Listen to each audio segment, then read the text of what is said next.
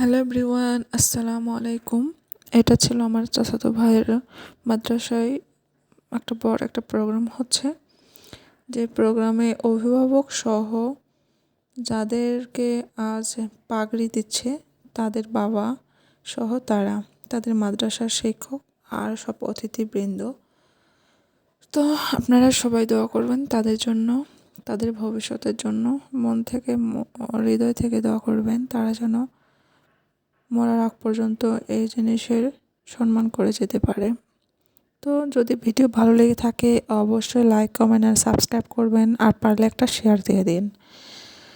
তো এখানে আমার ছোট বড় ভাই, অনেক ভাইকে আজ তাদের মাদ্রাসা, মানে বাংলায় বলে মাস্টার্স আর আরবিতে পড়ে বলে হচ্ছে দাওরা, কি জানি না। মানে আরবি সম্বন্ধে এগুলো শ্রেণী বা ক্লাস সম্বন্ধে আমার একটু কম জানা।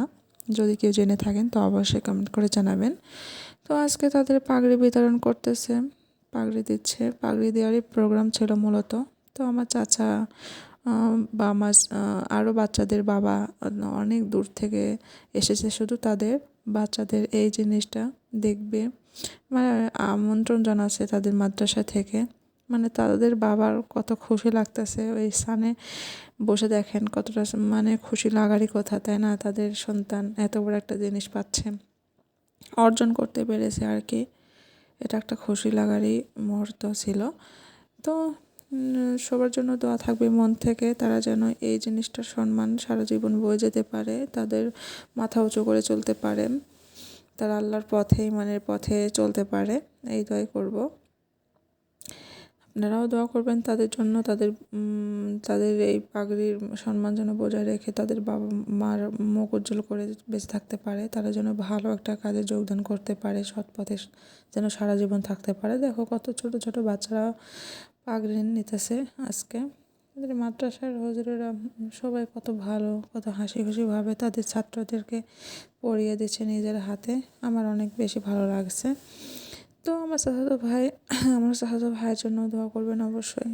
আমার চাচাও এসেছে, তো এদের জন্য দোয়া করবেন। এরা আমি একটা কথা আপনাদেরকে অবশ্যই বলতে চাই, সেটা হলো যদি পুত্র সন্তান থাকে, মেয়ে সন্তানের কথা আমি বলবো না, পুত্র সন্তান থাকলে অবশ্যই একটা মাদ্রাসায় পড়ানোর চেষ্টা করবেন। কিন্তু মাদ্রাসায় পড়ালেই হবে না, মাদ্রাসায় পড়ার একটা ধৈর্য থাকে। মাদ্রাসায় পড়ে এত পর্যন্ত আসা সবার পক্ষে পসিবল হয় না।